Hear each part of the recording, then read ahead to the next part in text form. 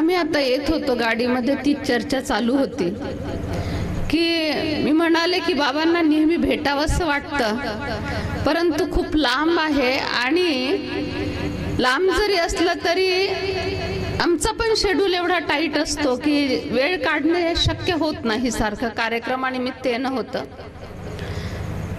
तर असे संत महंत जे असतात ना, आज तुम्हाला खूप सूक्ष्म गोष्टी सांगते. संत महंताची एवढी महान तपश्चर्या, एवढी महती, एवढं त्यांचं गायन पूजन का होतं, त्याच्या मागचं सूक्ष्म कारण आणि विज्ञान आणि अध्यात्म सांगते.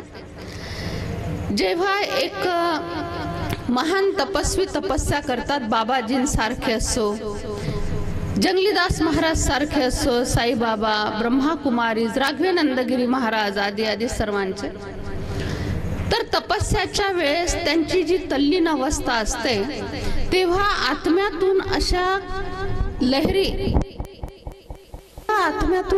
निर्माण होतात आणि त्या लहरी प्रकंपन ज्याला म्हटलं जातं त्या प्रकृतीमध्ये जातात आणि त्याचबरोबर त्यांच्या संपर्कामध्ये जे जे असतात ना, त्यांना त्यांच्या त्या लहरीचा खूप मोठा लाभ होत असतो. आणि म्हणून म्हटलं जातं की तुमच्या कृपादृष्टीने सर्व काही ठीक चालू आहे, तुमच्या छत्रछायाखाली सर्व काही ठीक चालू आहे, तुमचे पाऊल आमच्या घराला लागले, आमचं घर तुमच्या पदस्पर्शाने पावन झालं असं म्हटलं जातं. तर वरदहस्त, चरणामृत आणि कृपादृष्टी या तीन गोष्टीचं फार फार महत्व आहे.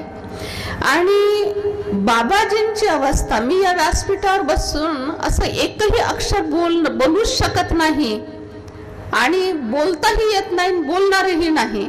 जे मला फिलिंग येतंय, जी माझी अनुभूती आहे, तुमची काय अनुभूती असेल हे तुम्हाला माहिती, परंतु माझी जी अनुभूती आहे ती मी इथे बसून सांगते. तर बाबाजींची आजची अवस्था, 5 वर्षाच्या आतलं बाळ कसं असतं, 5 वर्षाच्या आतलं बाळ जेवढं सत्वप्रधान, पावन, संपूर्ण निरागस आणि निर्विकारी असतं ना, तशी बाबाजींची अवस्था, तशी तपश्चर्या आहे. कुठल्याही प्रकारचं त्याच्यामध्ये स्वार्थ नाही. आज एवढ्या उंच ठिकाणी जिथे कुठेच खास असा परिसर नाही, गाव नाही, खूप गर्दी नाही, वस्ती नाही, अशा ठिकाणी काही वर्षापूर्वी बाबाजींनी वास्तव्य केलंय आणि आता त्या वास्तव्य करत असताना त्याचा आज एवढा विस्तार झालाय, जेणेकरून आज रात्री 9:15 वाजताची वेळ तरी सुद्धा एवढ्या माता भगिनी आणि एवढे पुरुष मंडळी सर्वजण इथे अनुष्ठानासाठी आलेले आहेत, कथा ऐकण्यासाठी आलेले आहेत, पूर्ण लाभ घेण्यासाठी आलेले. ते कशामुळे? आज कोणालाही एवढा वेळ नसतो, कोणी कोणाच्या घरी जाऊन 1 दिवस सुद्धा जास्त राहू शकत नाही, 1 तासासाठी 2 तासासाठी कोणी कोणासाठी वेळ काढू शकत नाही. तुम्ही का बरं 7 दिवसाचा किंवा 10 दिवसाचा वेळ काढला? का म्हणून होते का? तुम्हाला होते ना? का काढला वेळ? का अनुष्ठानसाठी बसलात?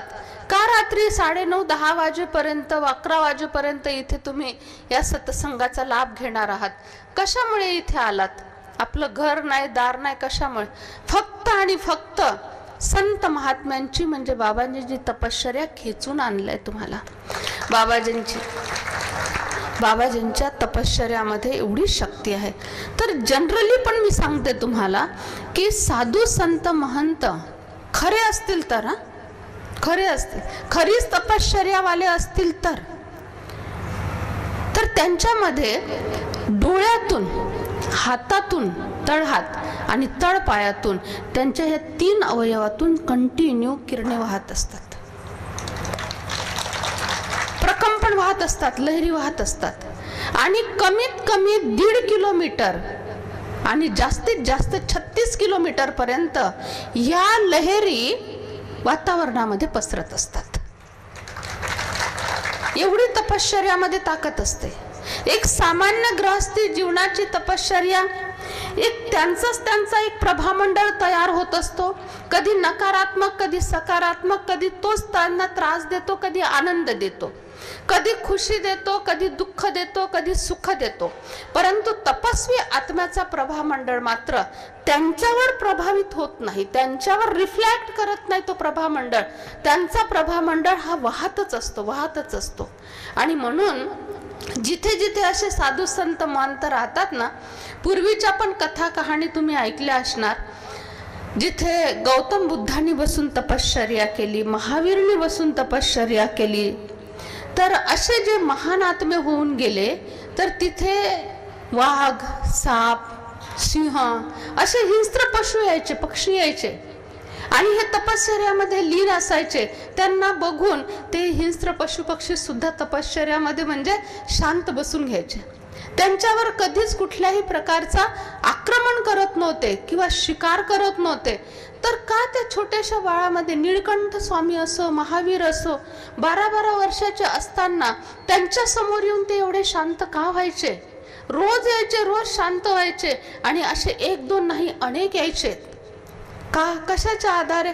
ते काय म्हणायचे मी तपश्चर्यामध्ये बसलेलो आहे, तुम्ही शांत राहा, मला त्रास देऊ नका? नाही. त्याचं कारण होतं त्यांच्या आत्म्यातून, त्यांच्या शरीरातून ज्या लहरी निर्माण होत असतात त्या लहरी वातावरणामध्ये पसरतात आणि तसं ते वातावरण बनत असतं. आणि म्हणून जरी समजा भूकंप होणार नाही असं इथे महाराष्ट्रामध्ये, बँकॉकमध्ये झालंय, थायलंडमध्ये झालंय, आज जरी इथे कोणाला काही समस्या आली, आज जरी प्रकृतीची काही समस्या असली आणि आपण या वातावरणामध्ये आणि बाबाजींच्या सानिध्यामध्ये जर आपल्याला मृत्यू आला तर खरोखर स्वर्ग प्राप्त होणार. तो मेल्यानंतरचा स्वर्ग नाही, खरोखर स्वर्ग. कारण इथून एवढा पूर्ण हा एरिया 36 किलोमीटरचा एरिया जो असतो, क्षेत्र जे असतं, तर ते एक पावन पदस्पर्शाने, पावन कृपा दृष्टीने आणि पावन वरदानी हस्ताने तो पावन झालेला असतो. आणि जेव्हा साधू संत महंताचे पाय जिथे लागतात तर तिथे ती भूमी पुलकित का होते? आता इथेच बघा, एखाद्या गृहस्थी व्यक्तीचं जर घर असतं, शेत असतं आणि एखाद्या गृहस्थी व्यक्तीचं घर असतं, कोण आलं असतं येऊन? पाहुण्यांनी सुद्धा यायचा कंटाळा केला असता ना, खूप वरती आहे, खूप लांब आहे, तुम्ही एकटे जाऊन या, आम्ही नाही येत. मग इथे एवढ्या वरती आणि एकांतामध्ये एवढ्या माता भगिनी आणि वृद्ध माता सुद्धा काही चालून आल्या असतील, वरती चढून आल्या असतील. का आल्या? तर त्याच्या मागचं कारण इथे आपल्याला आई वडिलांसारखी पालना मिळते. बाबाजी हे फक्त बाबाजी नसतात, माताजी हा फक्त माताजी नसतात. यांनी घर संसाराचा त्याग करून तपश्चर्या केलीच त्याच्यासाठी असते की संपूर्ण संसारासाठी ते मातपित्याचं रूप धरून त्यांचे पालन करत असतात. आणि परमेश्वराने सांगितलंय, एक म्हण आहे की भगवंत सर्वत्र नाही म्हणून त्यांनी आईला बनवलं. God is not everywhere so he made mother असं म्हटलं जातं. म्हणजे परमात्मा सर्वत्र नसल्यामुळे परमात्म्याने आईला बनवलं. आणि आई तर सर्वत्र आहे, आई सर्वांच्या घरी आहे. तर परमात्म्यामध्ये जे प्रेम, ममता, त्याग, तपस्या, सहनशक्ती हे सर्व गुण जे परमात्म्यामध्ये आहे ना, ते एका आईमध्ये दिले.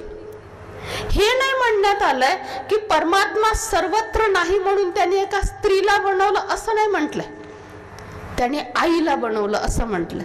तर स्त्री आणि आई या दोघांमध्ये खूप फरक आहे. एक स्त्री ही काकूही असू शकते, सावत्र आई असू शकते, एक स्त्री ही दुश्मन पण असू शकते दुसऱ्या छोट्या बाळाची, परंतु एक आई मात्र स्त्रीच आहे, परंतु एक आई आहे. आणि त्या आईच्या मनामध्ये लेकरांविषयी ज्या भावना भरलेल्या असतात ना, त्याच साधू संतांच्या मनामध्ये त्याच भावना आपल्या सर्व शिष्यांसाठी असतात.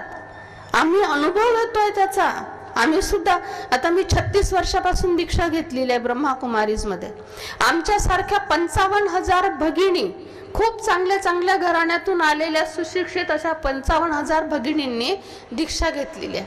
आजपासून 7 महिन्यापूर्वी 410 आमच्यासारख्या भगिनींचं समर्पण समारोह झाला. दरवर्षी होत असतं, परंतु ह्या 410चं जे समर्पण समारोह झाला ना, तर ते खास म्हणून त्याच्यासाठी समर्पण समारोह झालं की त्यांनी ती दीक्षा घ्यायची आणि दीक्षा घेऊन आपलं जीवन समर्पित करायचं सेवेसाठी.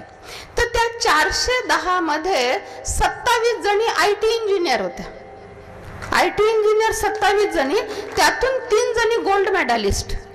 अशा बहिणींनी दीक्षा घेतलेली आहे. तर आम्हाला अनुभव आहे, ज्यांना शिष्य बनवलेलं असतं, ज्यांच्यासाठी आम्ही जगत असतो, झिजत असतो, त्यांच्या सेवेसाठी सर्व काही करत असतो, तर त्यांच्याविषयी काय भावना असतात. तर आज तुम्ही जे कोणी इथे आलेला आहात ते सर्वजण बाबाजींची रचना आहे. त्यांच्यासाठी बाबाजींचं रूप म्हणजे आईवडिलांचं रूप असतं. आणि एक काम करायचंय, थोडी का होईना सेवा करणे खूप गरजेचं आहे. फक्त इथे आलो, वर्षातून एकदा आलो, अनुष्ठान केलं, आरती केली, 7 दिवस राहिलो नाही. जास्तीत जास्त तुम्ही बाबाजींच्या संपर्कात राहा. ही फार जबरदस्त चमत्कारी शक्ती आहे बरं का. संपर्कात राहण्याचा अर्थ असा नाही की बाबाजींच्या आजूबाजूला फिरणे नाही. जी सेवा आहे, सेवेची जबाबदारी घ्या. एक असते फक्त सेवा करणे, हे करतायत ते करतायत म्हणून मला थोडी करायची आहे, आणि दुसरी असते जबाबदारी घेणे. बाबा ही एवढी सेवेची जबाबदारी मी घेतो. आणि त्यानंतर अशा महान निरागस आत्म्याचे असे आशीर्वाद मिळतात. आपल्याला असं वाटतं इथे माझा थोडा पैसा खर्च होतो, इथे वेळ द्यावा लागतो, इथे घरातलं सगळं ऍडजस्ट करून यावं लागतं, असं वाटतं. काही हरकत नाही. घरातल्या लोकांसाठी करताना, खर्चही करताना, मुलाची फी भरली म्हणून काय त्याला उपाशी ठेवता का? फी भरली, एवढा खर्च झाला म्हणून आता तुला कपडे नाही दिवाळीचे, दिवाळीचा फराळ बनवायचा नाही करताना सगळं. तसंच हे सेवेचं फार मोठं पुण्य जमा होतं. आणि ते पुण्य कसं माहित आहे? आता बाबाजींना समजा एखाद्या सेवेची गरज आहे, आणि ती गरज तुम्ही अगदी मनापासून, मीपणा नाही, माझेपणा नाही, मी केलं, माझ्यामुळे झालं, मी खर्च केला, मी ही जबाबदारी घेतली, अजिबात मीपणा नाही.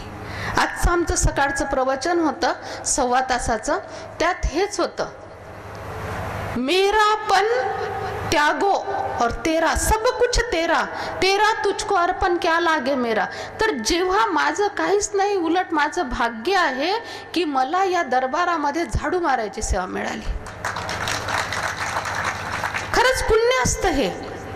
आणि जे साकारमध्ये कोणी महात्मा असो, मी असो, बाबाजी असो, जंगलीदास महाराज असो, भगवंत असो, जे अशा महान आत्म्यांच्या संपर्कात राहतात, जे खूप जवळ राहतात, आणि महान आत्मे त्यांच्या थोड्याशा छोट्याशा सेवेमुळे का होईना निश्चिंत राहतात ना, तेव्हा त्यांचे खूप आशीर्वाद मिळतात, खूप आशीर्वाद मिळतात. ही साधी गोष्ट नसते. आणि म्हणून कधी हे आपण वर्णन करू नका, बाबाजींना हेच आवडतात, बाबाजी त्यांनाच विचारतात, असं नसतं. काही लोकांच्या मनामध्ये असं येतही असेल, परंतु असं नसतं. बाबाजींना सर्वच प्रिय आहेत, परंतु आपले काही कर्म असे असतात, ते कर्म आपल्याला जवळ येऊ देत नाही. कर्मामध्ये कुठेतरी कमी, स्पष्ट बोलते, वाईट वाटून घेऊ नका, वास्तविकता आहे ही. काही कर्म, स्वभाव संस्कार, जोरात बोलण्याचा संस्कार, थोडंसं भांडण, वर खाली गोष्टी होतात त्याचा संस्कार, मीपणा, माझेपणा, संघटनमध्ये 4-6 जण आहे त्यांच्याशी पटत नाही, म्हणून आपोआप सेवेपासून असे आत्मे दूर होतात. आणि दूर झाल्यानंतर बाबाजींपर्यंत ते पोहोचू शकत नाही. आणि त्याच्यामध्ये बाबाजींचा काही दोष नसतो. म्हटलं जातं, जशी कर्म तसेच फळ, जशी करणी तशी भरणी. तर बाबाजींना सर्वच जण प्रिय आहेत. जेवढे इथे बसलेले आहेत, नाही बसलेले आहेत, बाहेर असतील, सर्व प्रिय असतात. कारण त्यांना खूप गरज असते चांगल्या शिष्यांची, त्यांना खूप गरज असते चांगल्या सेवाधारींची. कोणी संत महात्मा असो, त्यांना गरज असते आणि त्याच्यासाठी ते जगत असतात आणि त्यांच्यासाठी हे जगत असतात. दोघांचीही एक दुसऱ्याला गरज असते. आणि म्हणून परमात्मा म्हणतात की हे आत्म्यांनो, सत्य भावाने तुम्ही जे करायचं असेल ना ते सत्य भावनेने करा. दुसरी गोष्ट, कधीच असं म्हणू नका, स्वतःला हा प्रोग्राम देऊ नका सबकॉन्शियस माइंडला, मी खूप गरीब आहे, मी आजारी असतो, माझ्याजवळ काहीच नाही. हा प्रोग्राम देऊ नका. मी एवढ्यावरती चढू शकत नाही, मला हे बंधन आहे, हा त्रास आहे, हे त्रास आहे. नाही, कधीच नाही. चांगले सेवाधारी असतील ना त्यांची कधी ईर्ष्या आणि निंदा करू नका, कारण ते बाबाजींच्या खूप जवळ असतात. ते नेहमी सुरक्षित राहतील, ते नेहमी निर्विघ्न राहतील, परंतु त्यांची निंदा करणारे मात्र कुठेतरी कमी पडतील, कुठेतरी कमी पडतील. म्हणून त्यांची ईर्ष्या करू नका, त्यांची निंदा करू नका. ते त्यांचं भाग्य आहे की ते खूप जवळ आहेत आणि सेवा करतायत, म्हणून खूप मोठं भाग्य असतं हे सर्वांना नाही लाभत. आणि म्हणून म्हटलं जातं, दुआ वो से जीता है वो बेफिकर है, दुआ के बिना हर दवा बेअसर है. जिंदगी की इमारत बनी है, ख्याल जैसा भी तूने किया है, बीज बोया है जैसा भी मन में, फल उसी का तो तूने लिया है, असं म्हटलं जातं. तर जसे आपण बी पेरतो मनामध्ये, तशाच प्रकारे आपल्याला त्याचं फळ मिळत असतं. म्हणून आज जे काही तुमच्या जीवनामध्ये आहे ना, कोणाच्या जीवनामध्ये काही कमी आहे, हात वरती करा. कोणाच्या जीवनात काय कमी आहे? आज रामनवमी आहे, इच्छा पूर्ण होईल, खरंच होईल. कोणाच्या जीवनात काही कमी आहे? नाही ना, कोणाच्या जीवनात नाही, कोणाच्या जीवनात नाही कमी. आज इथे बाबाजींच्या समोर, आमच्या समोर, परत हे फोटोमध्ये महाराज आहे त्यांच्या समोर सगळ्यांनी मान्य केलं की माझ्या जीवनात काही कमी नाही, बरोबर. आणि खरोखर नाही. आज तुमच्या चेहऱ्यावरचं जे तेज आहे, आनंद आहे, तर त्या चेहऱ्यावरचं तेज आणि आनंद हे आपल्या सर्वांना सुखी ठेवतं. आणि म्हणून आभार मानायचे, आभार मानायचे, रोज परमेश्वराचे आभार मानायचे की हे परमेश्वरा, तुम्ही मला सर्व काही दिलंय आणि खूप काही दिलंय, माझ्या जीवनात कसलीही कुठल्याही प्रकारची कमी नाही, असे आभार मानायचे. रोज उठल्याबरोबर अशा धरतीचं नमस्कार करायचा आणि धरतीवर पाऊल ठेवायचं. असे नाकाच्या पुढे उठल्याबरोबर नाकाच्या पुढे अशा बोट न्यायचं. जी नाकपुडी वाहत असेल ना, म्हणजे जिथून हवा वाहत असेल ऑक्सिजन, तर नाकपुडीच्या पुढे असं बोट धरल्यानंतर ज्या नाकातून हवा बाहेर येते, त्या नाकातून हवा बाहेर आलेली असेल तोच पाय धरतीवर पहिला ठेवायचा. अगदी 1-2 मिनिट. म्हणजे धरतीचे जे उपकार आहेत, धरतीचे जे उपकार आहेत ना, ते उपकार आपण दिवसभर धरतीवर पाय ठेवला, दिवसभर धरतीला वापरलं आणि आज परत आपल्याला धरतीवर पाय ठेवायचा आहे, आज परत धरतीला वापरायचं आहे आपल्याला. तर तेव्हा ज्या नाकपुडीतून हवा बाहेर निघते तो पाय पहिला ठेवला, म्हणजे आभार माना, आभार माना धरतीचे. हे धरती माता, मी खूप आभारी आहे, तुम्हाला काय दिलं नाही असा अनुभव करा आणि नंतर मग दुसरा पाय ठेवा. रोज उठल्याबरोबर तुम्ही तुमच्या अनुसार 5 गोष्टी कुठल्या पण बनवा. सर्वात पहिला परमेश्वराचे आभार, प्रकृतीपतीचे आभार. दुसरा या धरती मातेचे प्रकृतीचे आभार. तिसरा, एवढं चांगलं स्वस्थ निरोगी शरीर मला मिळालं, आजपर्यंत कुठलाही त्रास झाला नाही, इथूनही पुढे होणार नाही. तुमच्यापैकी कोणाला त्रास आहे? नाही ना. का? कारण कष्ट करता म्हणून. कष्ट नसते केले ना तर त्रास झाला असता. आता बघा, मोठमोठ्या शहरामध्ये, कोपरगाव काही खूप मोठं शहर नाही, परंतु घरातली मालकीन सारखी आजारी असते आणि जी माता 10 घरचं धुणे भांड्याचं काम करून येते ती एकदम स्वस्थ, ती सगळं खाऊ शकते. समोसे, वडे, पुरणपोळी सगळं दगड खाल्लं तरी पचेल. आणि जी एसी मध्ये झोपणारी आहे, रोज गाडीतून फिरणारी ती माता, तिला साधं फळं खाल्लं तरी पचत नाही आणि हिला दगड खाल्लं तरी पचतं. मग सुखी कोण आहे? सुखी कोण आहे? सुखी ती आहे जी कष्ट करते. आणि हे शरीर आपल्याला परमेश्वराने कष्ट करण्यासाठी दिलेलं आहे. या शरीरामध्ये 7 इंजिन आहे. 7 इंजिनची गाडी आहे का कोणती तरी? अंबानीच्या तरी गाड्या आहेत का 7 इंजिनच्या? नाही, एकच इंजिन. स्ट्रॉंग असेल पण एकच इंजिन. तर हे शरीर 7 इंजिननी बनले आहे. 7 इंजिन कशासाठी? कष्ट करण्यासाठी 7 इंजिन परमेश्वराने दिलंय. तिला शांत कर, नाही होणार का? ठीक. तर 7 इंजिन जे आहे ना, तर 7 इंजिनच्या आधारे ह्या संसार म्हणजे हे शरीर चालतं. तर शरीरामध्ये जे काही 7 इंजिन असतात ते आज्ञाचक्र, सहस्त्राधार चक्र, आज्ञाचक्र, आज्ञाचक्रानंतर हे सगळे खालचे आपले चक्र असतात, मूलाधार चक्र वगैरे. तर त्याचा अर्थ असा आहे की जे शरीर आपल्याला मिळालेलं आहे त्या शरीराच्या आधारे जेवढे तुम्ही कष्ट करणार, जेवढे चांगले विचार करणार, जेवढे चांगले लोकांसाठी शुभ भावना ठेवणार, लोकांसाठी शक्तीची भावना ठेवणार, तेवढं तुम्हाला त्यांचे आशीर्वाद मिळणार. आशीर्वादाचा अर्थ असा नाहीये की कोणाचे चरण स्पर्श केले आणि चरण स्पर्श केल्यानंतर कोणी असा हात केला आणि त्याचे आशीर्वाद मिळाले, हा अर्थ नाहीये. आशीर्वादाचा अर्थ आहे कोणाच्या तरी कामात येणे. आशीर्वादाचा अर्थ आहे कुणाला तरी सहयोग करणे, हा आशीर्वादाचा अर्थ आहे. आणि म्हणून आशीर्वाद जर घ्यायचे असतील तर चांगले कर्म करणे गरजेचं आहे.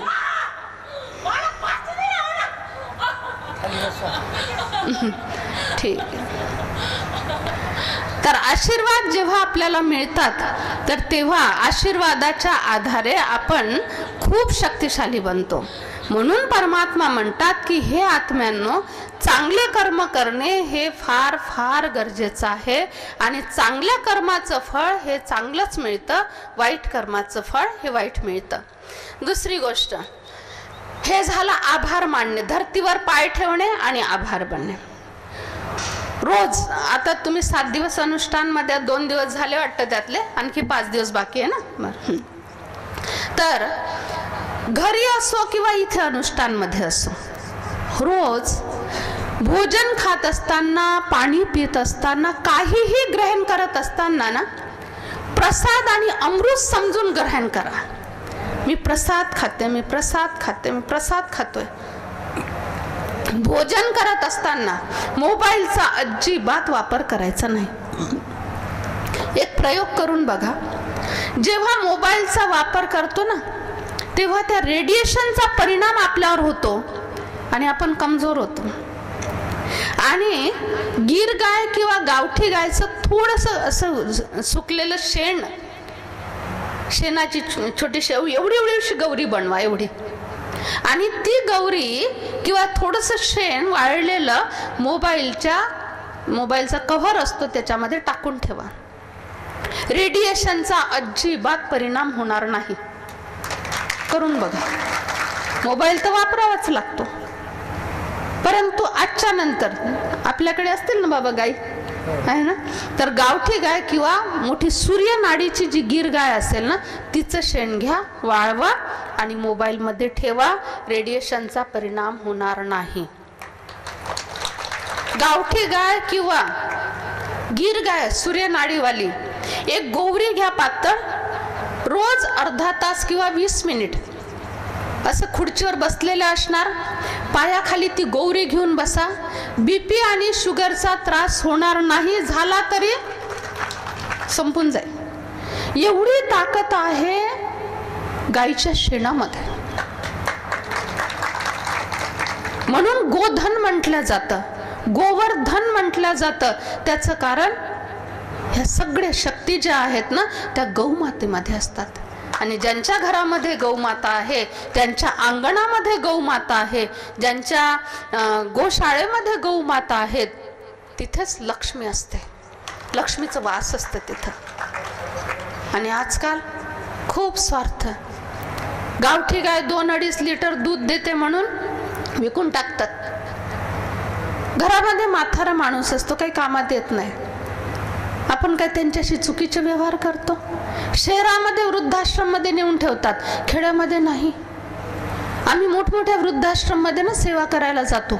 सेवा करणे म्हणजे त्यांना प्रवचन देणे, त्यांचं सुख दुःख विचारणे, त्यांना राजयोगाची साधना शिकवण्यासाठी सगळ्या जेवढे वृद्धाश्रम आहे त्या सर्व ठिकाणी ब्रह्माकुमारीची सेवा पोहोचलेली आहे. जेव्हा त्यांना विचारलं जातं, आजी काय करतात तुमची मुलं?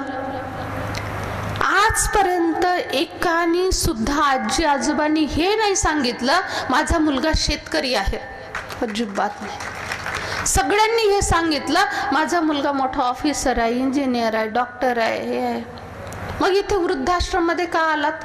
दोघे जण नोकरीला जातात, सुनबाईशी पटत नाही आणि म्हणून मुलाने आणून मला वृद्धाश्रम मध्ये टाकलं.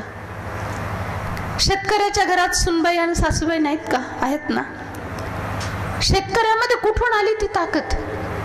शेतकऱ्याची एक सुद्धा माता किंवा एक सुद्धा वयोवृद्ध बाबा वृद्धाश्रम मध्ये का नाही? त्याचं कारण गौ सेवा आणि आई सेवा. खूप महत्वाची ही सेवा. जगामध्ये फक्त 4 हस्ती अशा आहेत जे अगदी मनापासून आशीर्वाद देतात. एक गुरूंना सोडलं तर, गुरुची भावना तर सर्वांसाठी सारखी असते, पण गृहस्थामध्ये कुठल्याही प्रकारचं स्वार्थ नाही. मुलगा संन्यासी असो नाही तर चोर डाकू असो, प्रत्येक आई वडिलांची भावना त्यांच्यासाठी कधी शाप देण्याची असते का? आशीर्वाद देण्याचीच असते ना. कोणी साधू संत बनला त्याच्यासाठी गर्व असतो. माझ्या मुलाचं एवढं मोठं मठ आहे, पंथ आहे, एवढे शिष्यगण आहेत, एवढा विस्तार आहे, परंतु तो जो चोर डाकू बनलाय त्याची पण काळजी असते. गर्व नसतो, त्याचं वर्णन नाही करू शकत कुठे, परंतु काळजी मात्र असते. तर आई वडिलांपेक्षा कुणाच्याच आशीर्वादामध्ये एवढी ताकद नाही, कारण निस्वार्थ असतात. कुठल्याही प्रकारची कशी वागणूक असो, परंतु आई वडिलांचे आशीर्वादच मुलांच्या कामात येतात. आणि आजी आजोबा, दोन्हीकडचे आजी आजोबा हे 2 हस्ती अशा आहेत की ज्यांचे आशीर्वाद कामात येतात. आणि अशा आई वडिलांना वृद्धाश्रम मध्ये टाकल्या जातं. म्हणजे घरातली जी संपूर्ण सुरक्षित ठेवणारी, कवच बनवणारी जी ऊर्जा होती, संपूर्ण दुःख झेलणारी, स्वतःच्या पोटावर घाव झेलणारी आणि पाठीमागे आपल्या बाळाला सुरक्षित ठेवणारी जी शक्ती होती, त्या शक्तीला घरातून काढून दिलं. वार होणार की नाही? सुरक्षित राहणार नाही का? कारण काय? रोजच्या कटकटीन रोजचे भांडण. रोजच्या कटकटीच्या 2 कारण असतात. एक आजीच कारण नसते, आईच किंवा सासूच कारण नसते. म्हणून घरामध्ये म्हातारा माणूस असं म्हटलं जातं जुनं खोड. आणि जडीबुटी कशापासून बनवल्या जातात? म्हणतात ना जडीबुटी. जडीबुटी म्हणजे जड, आणि जडाची बुटी बनते, आणि ती जडीबुटी म्हणजेच आयुर्वेदिक औषध असतात. आणि त्या आयुर्वेदिक औषधाचं काम, ते जडीबुटीचं काम घरातले म्हातारे माणसं करत असतात.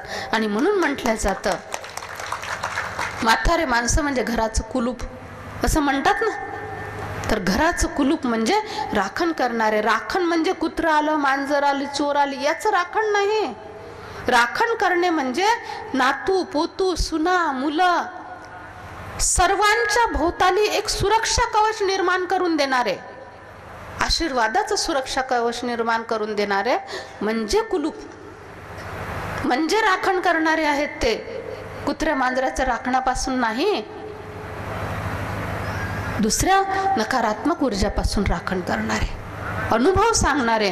म्हणून त्यांची कदर करा. आहे स्वभाव संस्कार वेगवेगळे असतात, परंतु म्हाताऱ्या माणसाचे स्वभाव का आपल्याला पिंच होतात? का असं वाटतं की यांचा स्वभाव असा आणि यांचा संस्कार असा आहे? आधी नव्हता का? जोपर्यंत सून घरात आली नव्हती तोपर्यंत आईचा स्वभाव वेगळा होता का? जोपर्यंत म्हातारे झाले नव्हते तोपर्यंत आईचा स्वभाव वेगळा होता का? वडिलांचा वेगळा होता का? आता लग्न झालं, सून घरात आली, आईचा स्वभाव पूर्णपणे बदलला का? बदलत नसतो, स्वभावाला औषध नसतं, बदलत नसतो. आपला दृष्टिकोन बदलतो, दृष्टिकोन बदलतो. आणि म्हणून म्हटलं जातं की हे आता चांगले वागत नाही, कटकटी होतात, भांडणं होतात वगैरे वगैरे. तर घराची सुरक्षितता म्हणजे सांभाळ करा सर्वांचा, सर्वांना घेऊन चाला, सर्वांच्या हातात हात घेऊन चाला, सर्वांचे आशीर्वाद घ्या आणि सर्वांना आशीर्वाद द्या. तर सर्वांना आशीर्वाद देण्याचा अर्थ सर्वांपासून संतुष्ट राहिलात ना, आपोआप सर्वांना आशीर्वाद मिळणार. संतुष्ट राहा सर्वांपासून. भोजन करत असताना आजपासून पक्का नियम बनवा. आज रामनवमी आहे, एक नियम पालन करा. 3 महिन्यात त्याचा चमत्कार बघा. मोबाईल लांब. 1996 साली पहिला मोबाईल आला, मुंबईच्या एका डॉक्टरांनी घेतला होता. 1996 सालाच्या आधी काही कारोबार चालत नव्हते का? काही व्यवहार होत नव्हते का? सगळं होत होतं ना. मग का बरं 1996 पासून आलेल्या मोबाईलचा एवढा नाद? जेवताना सुद्धा एकीकडे जेवण करत आहे, दुसरीकडे मोबाईलवर बोलत आहे. नाही, आजपासून बंद. काय एवढी इमर्जन्सी नसते. 20 किंवा 25 मिनिट लागतात ना भोजन करण्यासाठी. त्याचं कारण सांगते. जसं मी इथे बसले, बाबाजी बसले, आल्याबरोबर बाबाजींनी एवढा सन्मान केला, सत्कार केला, तुम्ही टाळ्या वाजवल्या. आम्हाला सत्कार सन्मान मिळाला म्हणून आनंदित झालो असं नाही. आल्यानंतर आम्हाला कोणी बघितलंही नाही, आपसातच एक दुसऱ्याशी बोलत राहिलात. आम्ही आलो स्टेजवरून, इथे बसून घेतलं, कोणी खुर्ची देत नाही, कोणी बसायला सांगत नाही, आपसामध्येच बोलत आहे. तर पुढच्या वेळेस आम्ही येणार काय? आम्हाला मानाची सन्मानाची इच्छा नाही, परंतु पुढच्या वेळेस येण्याची इच्छा होणार नाही. तशाच प्रकारे अन्नपूर्णा देवी पुढे आहे. सांगण्याचं तात्पर्य काय? अन्नपूर्णा देवी पुढे आहे, ताटामध्ये आहे, समोर बसली आहे, आपल्या कामात येणार आहे. आणि अन्नपूर्णा देवीचा सन्मान करण्याच्या ऐवजी, तिचा सत्कार करून, तिला नमस्कार करून, एक एक घास खाण्याच्या ऐवजी आपण दुसरीकडे कुठेतरी बोलतोय. अन्नपूर्णा देवी आहे ना, देवी आहे ना अन्नपूर्णा देवी, दुसरीकडे कोणाशी तरी बोलतोय. ताट समोर आहे, अन्नपूर्णा देवी समोर आहे, कोणाला तरी ओरडतोय, शिव्या देत आहे, रागवत आहेत. आणि अशा कंडिशन मध्ये पुढे टीव्ही पण चालू आहे, टीव्हीचा आवाज. अचानक भूताचं दृश्य आलं टीव्हीच्या पुढे, अचानक मारामारीचं, हिंसाचं असं दृश्य आलं टीव्ही मध्ये, आणि ते बघत आहोत. आणि एकीकडे जेवण करत आहोत, कोणा प्राण्याची हत्या होत आहे, टीव्ही मध्ये दृश्य आलंय, मोबाईल मध्ये दृश्य बघतोय. अन्नपूर्णा देवीचा पूर्णपणे अपमान असतो, तो पूर्णपणे अपमान असतो. आणि आज शेतकरी लोक एवढे कष्ट करतात, का बरं आजार आहे तरी सुद्धा? त्याचं कारण छोटे छोटे नियम जे आहे ना, जे आपल्याला खूप सुखी ठेवणारे आहेत, मर्यादा आणि नियम, त्याचं आपण पालन करत नाही. तर आजपासून समजून घ्या, अन्नपूर्णा देवीचा अपमान आजच्या नंतर माझ्याकडून नाही व्हायला पाहिजे. म्हणून अन्न खात असताना बोलायचं सुद्धा नाही, आपसात बोलूही नका. आणि अन्न खात असताना जो काही मंत्र असेल, बाबांनी दिला असेल ना कुठला मंत्र, किंवा ओम नमः शिवाय, ओम नमः शिवाय, ओम ओम ओम, किंवा गायत्री मंत्र, मोबाईल वापरा, थोडा लांब ठेवा आणि गायत्री मंत्र चालू ठेवा, ओमचा मंत्र चालू ठेवा. मनातल्या मनात चिंतन करा, भगवंता आभार आहे, आभार आहे, एवढं चांगलं भोजन माझ्या पुढे आलंय, हा प्रसाद आहे, अनुष्ठान मधला सत्संगातला प्रसाद आहे, एवढं चांगलं भोजन माझ्या समोर आलंय, आभार आहे. कुठल्याच बिझनेसचा विचार नाही, कारोबारचा नाही, शेतीचा नाही, नुकसान झाल्याचा नाही, फायदा झाल्याचा नाही, पूर्ण तल्लीन होऊन ध्यान अवस्थेमध्ये भोजन खा. 21 दिवसानंतर त्याचा चमत्कार बघा. 3 महिन्यानंतर तुम्ही मला भेटायला येणार, नक्कीच भेटायला येणार. दीदी अल्सरचा आजार होता, बरंच होत चाललाय. आधी एवढीशी भाकरी आणि एवढेशे मूगच खाऊ शकत होतो, आता थोडं जास्त वाढलं खाण्याचं प्रमाण, फ्रेश वाटायला लागलं. आम्ही हजारो लोकांवर हे प्रयोग केलेले आहे, हजारो लोकांवर, ठीक झाले. फरक एवढा, दीदींनी सांगितलं म्हणून नाही केलं कोणी, त्यांची गरज आहे म्हणून केलंय. विश्वास ठेवून केलंय. करून बघा. ज्यांना खूप राग येत असेल, तंबाखू खात असणार, व्यसन असेल, खूप राग येत असेल, त्यांनी मी शांत स्वरूप आत्मा आहे, मी शांत स्वरूप आत्मा आहे, मी शांत स्वरूप आहे, मला राग करायचं नाही असं नका बोलू. राग सुद्धा हा नकारात्मक शब्द आहे ना. क्रोध नकारात्मक शब्द आहे ना. मला क्रोध करायचा नाही असं बोलण्याच्या ऐवजी मी आहे शांत स्वरूप, मी शांत स्वरूप आहे, शांत स्वरूप. भ्रुकुटीमधून किरणे पसरत आहे, शांतीची किरणे पसरत. जो कोणी माझ्या संपर्कात येतोय त्याला शांतीची शक्ती मिळत आहे. हे सगळं बोलावं लागतं. आमचा रोजचा अभ्यास आहे, हे करावं लागणार आहे. त्याच्याशिवाय क्रोध जाणार नाही, त्याच्याशिवाय शांती मिळणार नाही. आपलं हे जीवन आपल्याला भगवंताने दिलेलं आहे ते सत्कारणी लावण्यासाठी. तर गृहस्थ सांभाळा, परंतु त्याचबरोबर सत्कारणी पण लावा काहीतरी. आज हे शरीराची किती किंमत आहे. 70 करोड तर फक्त आपल्या शरीरामध्ये पेशीच आहे असं म्हणतात. 70 करोड. एक पेशी फक्त 1 रुपयाची धरली तरी, एक पेशी फक्त 1 रुपयाची, किती रुपयाच्या झाल्या ना 70 करोडच्या. डोळ्याची किंमत, किडनी, हात पाय, एवढीशी साधी जिव्हाळी जरी लागली तरी किती त्रास होतो. नख जास्त कापण्यात आलं, जिव्हाळी लागली तरी एवढा त्रास होतो.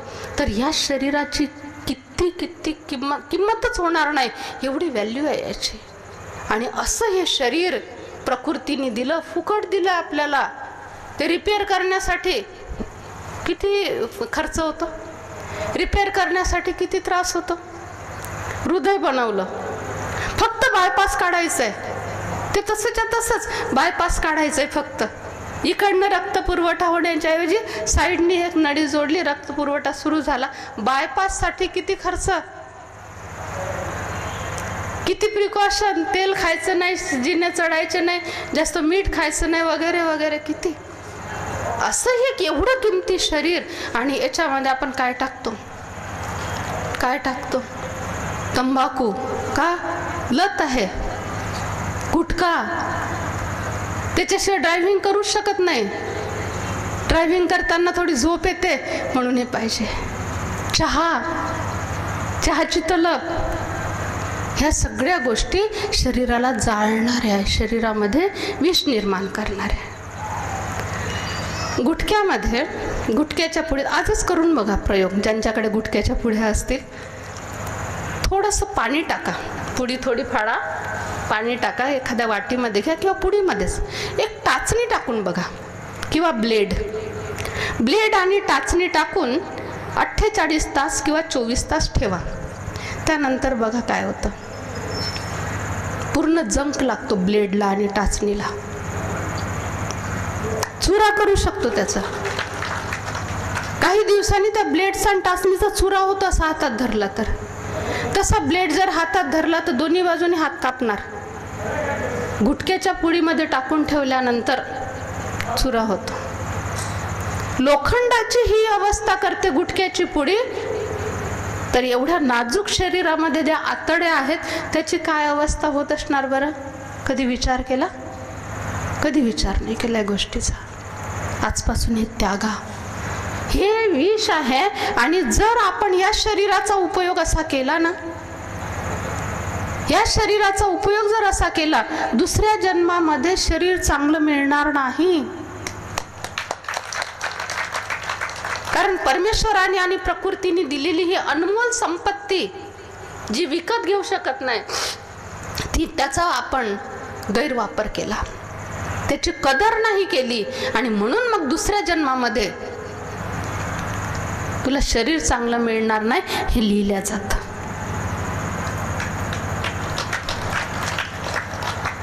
सात वर्ष केस चालते.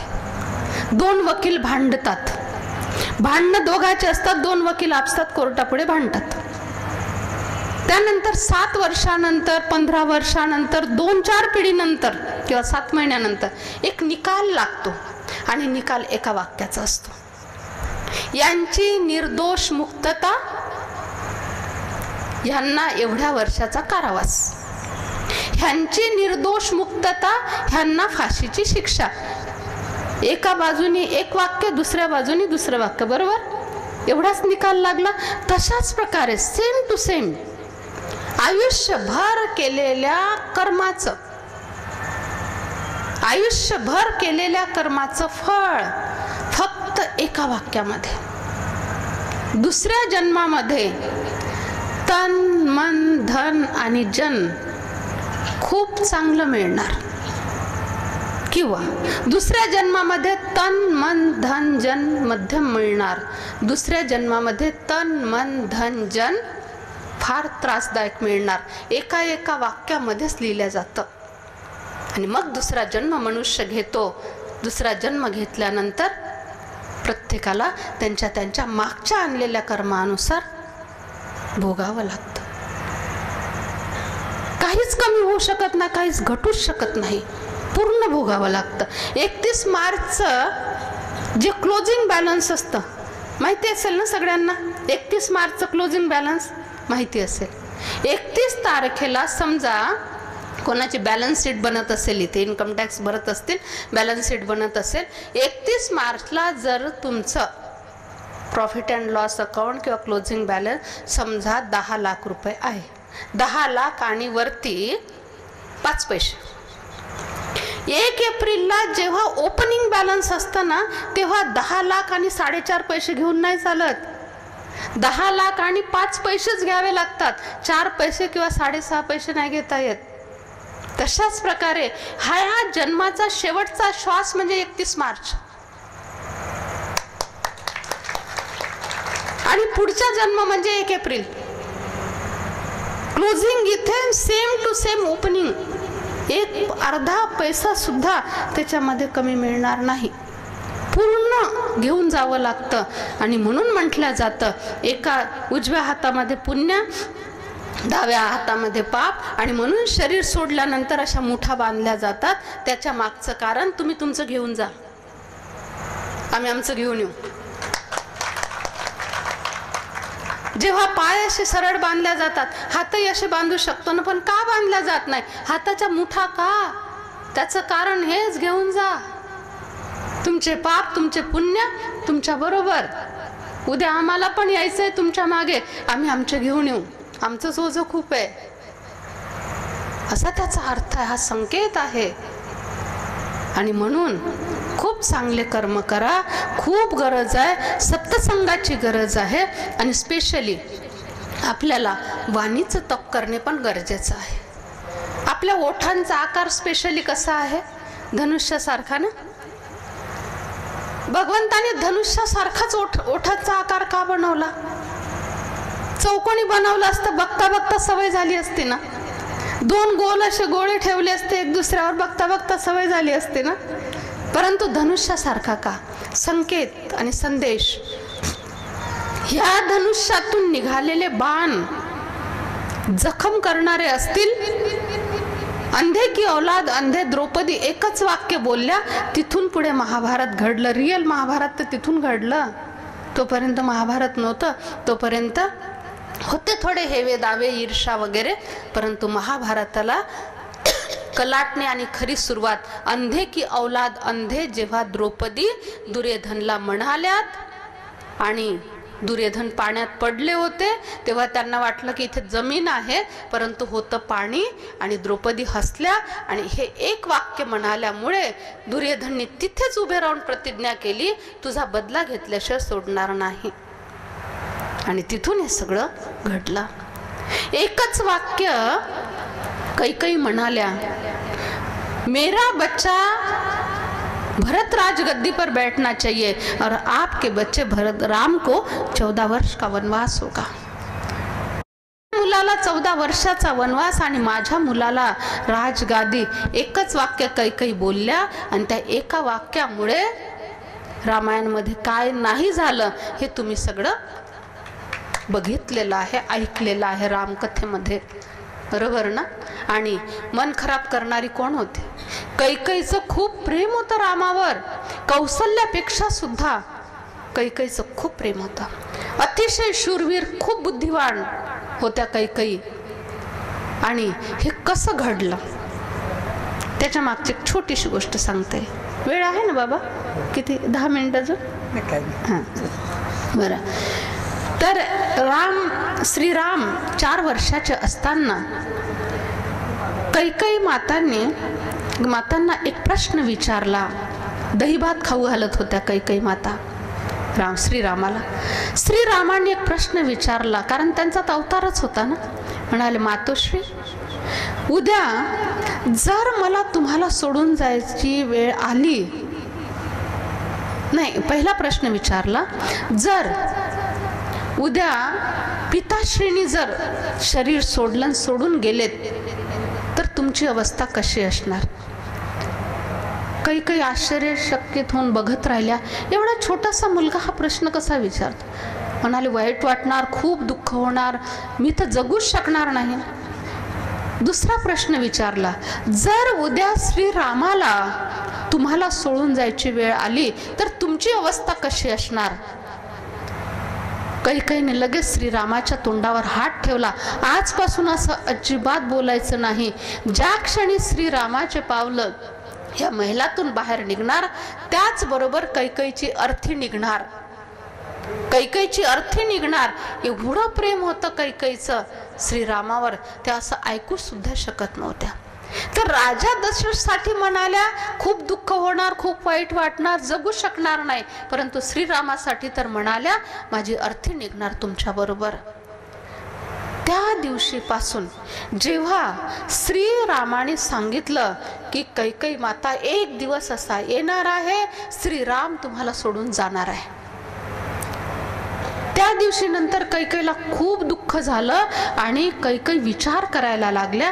आणि हळूहळू कैकेयीने आपली मनाची तयारी केली की एक ना एक दिवस राम मला सोडून जाणार, मला आतापासूनच त्याच्यापासून दूर दूर दूर राहावं लागणार, आतापासूनच थोडं डिटॅच व्हावं लागणार, नाहीतर मी ते सहनच करू शकणार नाही.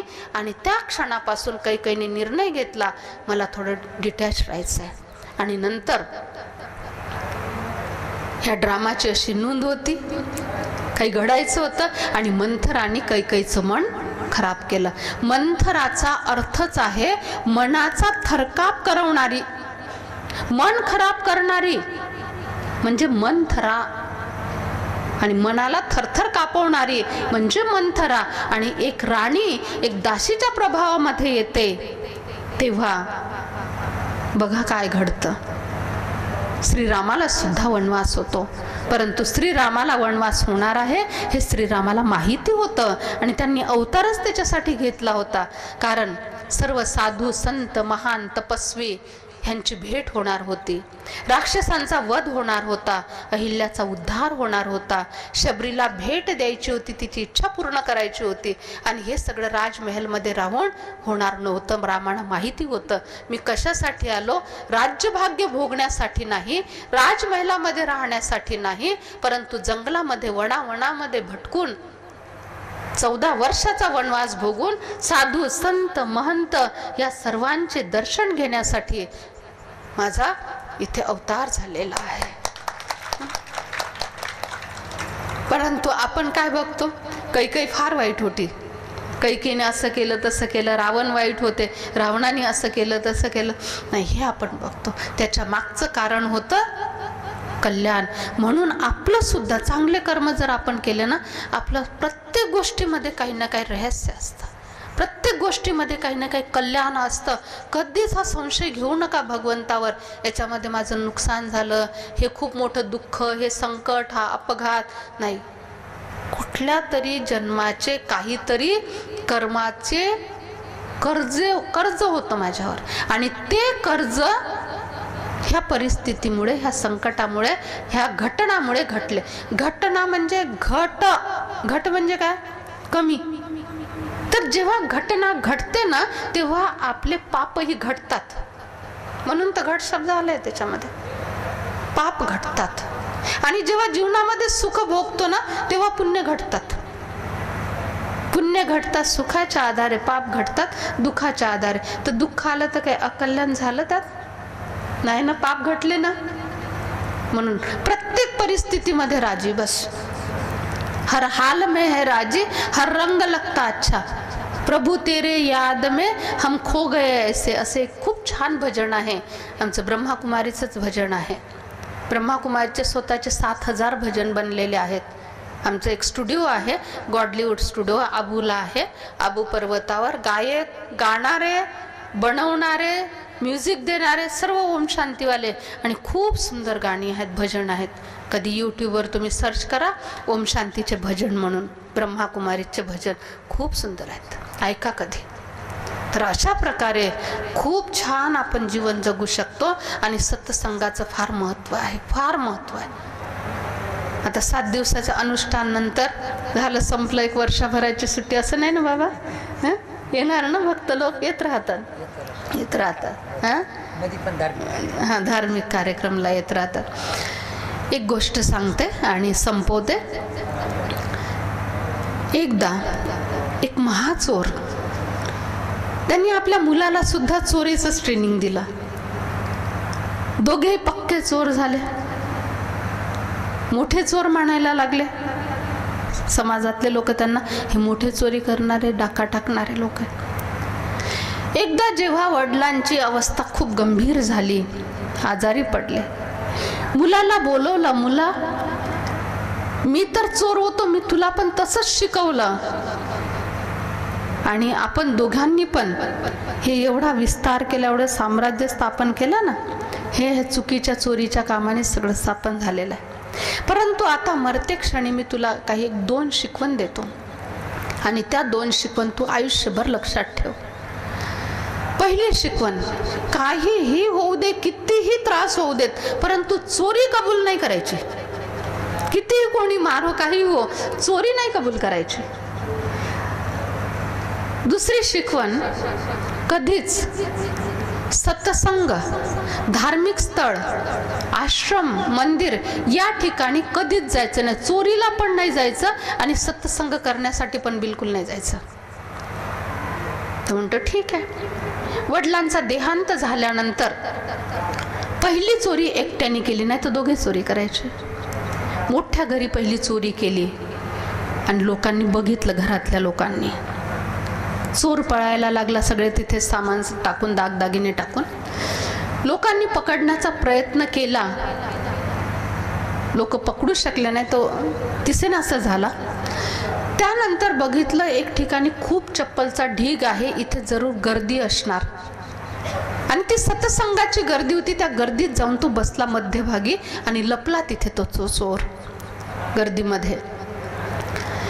त्याला लगेच वडिलांचं आठवलं वाक्य की कधीच कुठल्या सत्संगामध्ये, आश्रम मंदिरामध्ये जायचं नाही, कधी काही सत्संगात ऐकायचं नाही. त्याला आठवलं लगेच, आता मी आलो होतो सत्संगामध्ये, गर्दीत मला लपायचं आहे, नाही तर लोक मला पकडतील. तर त्यांनी काय केलं, सत्संगामध्ये जे प्रवचन चालू होतं ना, तर दोन्ही बोट असे कानात घातले. मला एक अक्षरही ऐकायला नाही यायला पाहिजे. आता बसलोय, फसलोय, मी अडकलोय, ठीक आहे, उठूही शकत नाही, परंतु मात्र ऐकणार नाही. दोन्ही बोट असे पक्के घातले कानामध्ये, एक अक्षरही ऐकायला येत नव्हतं. परंतु तेवढ्यात एक माशी खूप त्रास देत होती त्याला. तर माशी हकलण्यासाठी असा हात काढला आणि त्या दरम्यान त्याच्या कानामध्ये एक महावाक्य त्यांनी ऐकलं की देवी देवतांची सावली नसते. एवढंच महावाक्य ऐकलं आणि परत त्यांनी कानात बोट घातले आणि शांत बसून घेतलं. परंतु त्याच्यावर सारखं चिंतन चालायचं त्याचं, देवी देवतांची सावली नसते, देवी देवतांची सावली नसते, काही दुसरं तर काही समजलं नाही. त्यानंतर त्याला काही दिवसांनी पकडलं, परत राजाच्या दरबारामध्ये नेलं. खूप त्याच्याकडून त्याला मारपीट करून, त्याच्याकडून बोलवून घेतलं की तू चोरी केली की नाही, कबूल कर. तो कबूलच व्हायचा नाही, कारण वडिलांची जी शिकवण होती ती त्याला आठवत होती, कबूल करायची नाही चोरी कधीच. काहीही केलं, कितीही त्याला मारझोड केली, परंतु त्यांनी कबूल केले नाही. शेवटी एक वयोवृद्ध व्यक्ती आली आणि ती व्यक्ती म्हणते, एक गोष्टीचा त्याला पत्ता करा, त्याला विचारा की तो कोणत्या देवी किंवा देवताला मानतो. तर त्याला जाऊन विचारलं दुसऱ्या दिवशी, म्हणाल मी दुर्गा देवीला खूप मानतो. दुर्गा देवीच्या पुढे मी कधीच खोटं बोलणार नाही, दुर्गा देवी आमची कुलदेवता आहे वगैरे वगैरे खूप काही सांगितलं. त्या वयोवृद्ध व्यक्तीने एक विचार दिला की एखाद्या स्त्रीला, खूप सुंदर स्त्रीला आणा आणि तिला पूर्ण दुर्गा देवीचं रूप द्या, मुकुट, दाग दागिने आणि एक नकली वाघ, आणि मध्यरात्री 2 वाजता प्रकाश पसरलाय, वाघावर बसून ती दुर्गा देवी अशी बसलेली आहे आणि त्या चोराच्या समोर ती प्रगट झाली, असं करा. आणि देवीच्या समोर, एवढा तो देवीला मानतो, देवीच्या समोर तो कधीच खोटं बोलणार नाही. हे सगळं करतात. ठरल्याप्रमाणे रात्री 2 वाजता साक्षात्कार, दर्शन, प्रकाश, मशाल, आणि त्याला पण वाटतं खरोखर दुर्गा देवीचा साक्षात्कार झाला, मी एवढी भक्ती करत होतो दुर्गा देवीची, आजही करतो. आणि मग ती दुर्गा देवी विचारते की हे वत्स, हे भक्त, तू खरंच चोरी केली असेल तर कबूल कर. आता त्याला वाटलं दुर्गा देवीने विचारलं. त्याची नजर थोडीशी अशी खाली झाली, कारण चोरी तर केली होती आणि बाहेर, खिडकीच्या बाहेर लोक ऐकत होते, काय हा बोलतो ते ऐकायचंय. त्याची नजर थोडी अशी खाली झाल्याबरोबर त्याचं लक्ष गेलं सावलीकडे. सावलीकडे लक्ष गेल्याबरोबर त्याला आठवलं सत्संगामध्ये काय सांगितलं होतं, देवतांची सावली नसते, देवतांची कधी सावली पडत नाही. हिची तर सावली पडली. ही जी वाघावर बसलेली ही देवी नाही, ही तर बाई दिसते, कारण हिची सावली पडली म्हणजे ही मनुष्य आहे. त्यांनी जे बोलायचं होतं तेच बोललं. देवी माँ, मैं तो आपको इतना मानता हूँ, आपको इतना शरण आया हूँ, मैं कभी झूठ नहीं बोलूँगा, मैंने तो चोरी की नहीं. कारण त्यांनी ओळखून घेतलं ही कोणी ठगीन आहे, ही तर देवी नाही आहे. आणि हे सगळं बाहेरचे लोक ऐकत होते. राजाजवळ दुसऱ्या दिवशी गेले आणि म्हणाले की राजा, खरोखर या व्यक्तीने चोरी नाही केली, कारण ज्या देवीला एवढं मानतो त्या देवीच्या पुढे तो खोटं बोलूच शकत नाही. आणि देवीच्या पुढे तो बोलला कि माँ, आप सब कुछ जानती हो, मैं कितना अच्छा भक्त हूँ आपका, कितना बड़ा भक्त हूँ, मैंने कभी चोरी नहीं की और मैं कभी करूँगा भी नहीं. आणि राजा आणि सर्व प्रजा त्याला सन्मानासहित सन्मान करून, हार वगैरे घालून त्याला माफी मागून, राजा की आम्ही तुम्हाला खूप यातना दिल्या, त्रास दिला, आता तुम्ही सन्मानासहित जा. जाता जाता तो मनातल्या मनात आनंदित, खूप आनंदित की मी तर खरा चोर आहे, मीच चोरी केली. परंतु बघा, सत्संगाच्या एका वाक्यामुळे, फक्त एक वाक्य तो सुद्धा चुकून ऐकला होता. माशी हकलण्यासाठी गेलो, तेवढ्या वेळात कान उघडला आणि ते एक वाक्य फक्त ऐकलं, आणि त्या एका वाक्याच्या ऐकण्यामुळे माझ्या जीवनामध्ये आज जी परिस्थिती, फाशीची शिक्षा किंवा कारावास होणार होता, तर एवढ्या चोऱ्या मला माफ झाल्या फक्त सत्संगाच्या एका वाक्यामुळे. जर मी रोज सत्संग ऐकला, रोज सत्संगाचे हजारो वाक्य ऐकले आणि रोज सत्संगासारखं जीवन जगलो, तर माझे किती किती जन्माचे पाप आणि किती जन्माच्या शिक्षा मला भगवंत माफ करतील. त्या क्षणापासून त्यांनी चोरीचा धंदा सोडला आणि सत्संगामध्ये महाराजांसारख्याच्या चरणामध्ये आले आणि रोज सत्संग आणि सेवा करायला लागले. एवढी सत्संगाची महती आहे, एवढं महत्व आहे. आणि म्हणून महाराजांसारख्या तपस्वी आत्म्यांच्या ऊर्जेमध्ये राहणे, त्यांच्या प्रभावामध्ये राहणे आणि त्यांच्या प्रवाहामध्ये चालणे हे फार फार महत्त्वाचं आहे. बघा, एक नदी असते, नदीच्या किनारी एक दगड असतो, एवढा मोठा दगड आहे, त्यातून अर्धा दगड तुटतो आणि नदीत पडतो आणि अर्धा तसाच राहतो.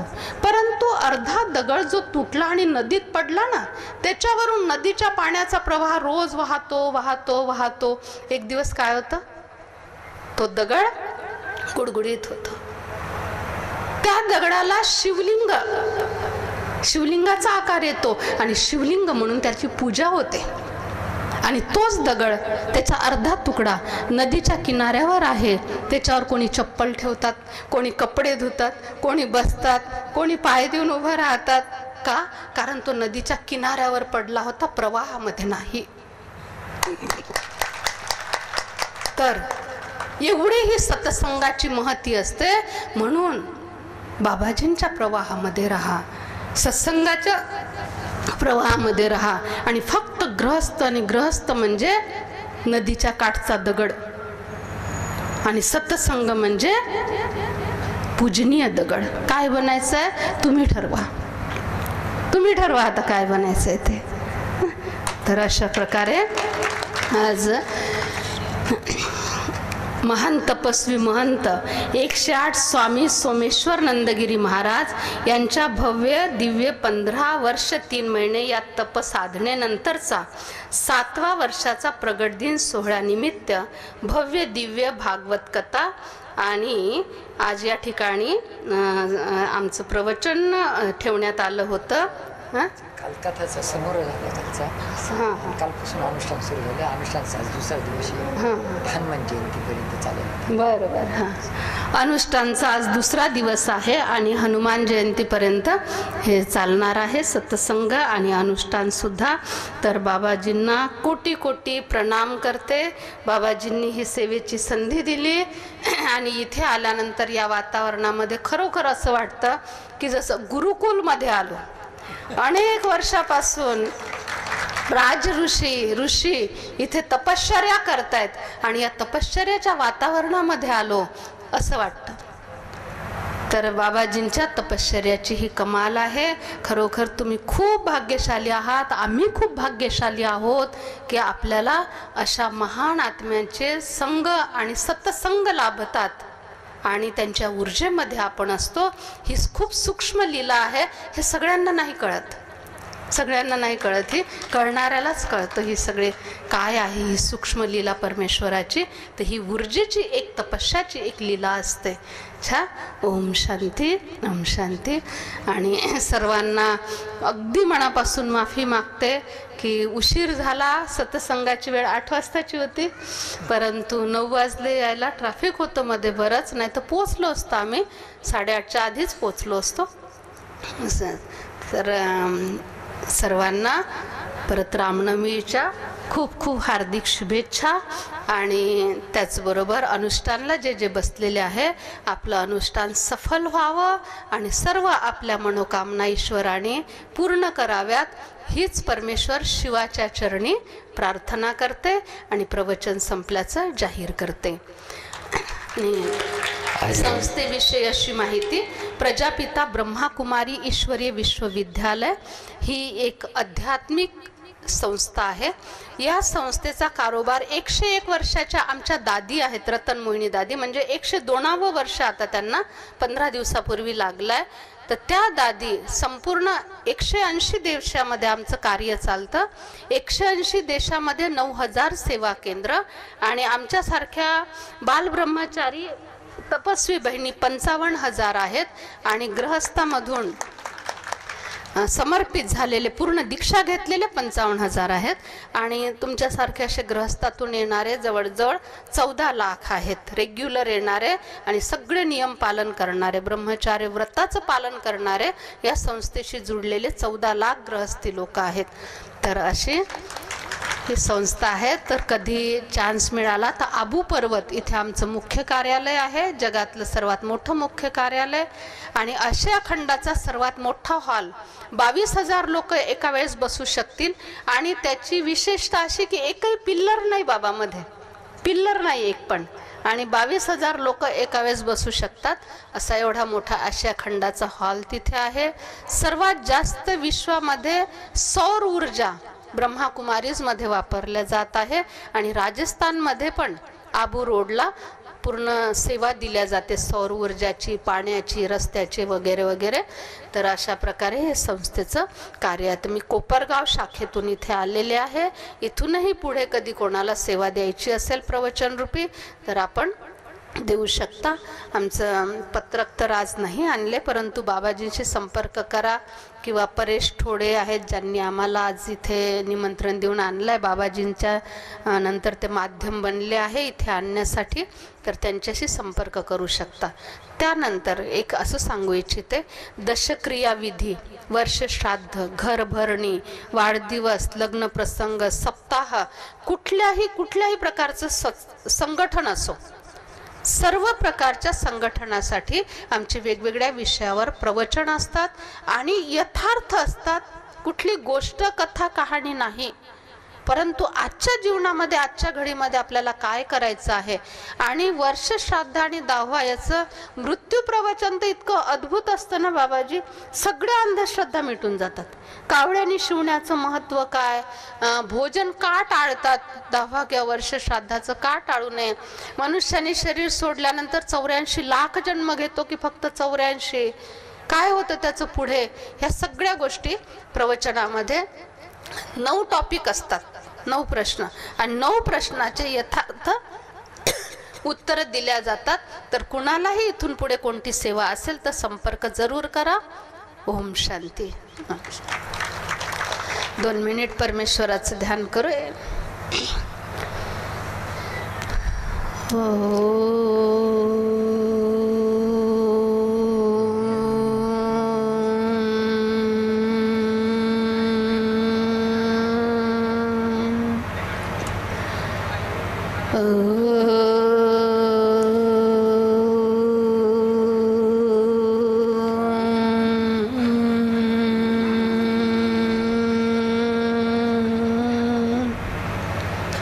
ओम शांती.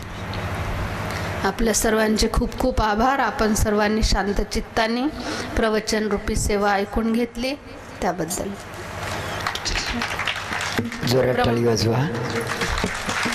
ब्रह्माकुमारी संस्थेतर्फे बाबाजी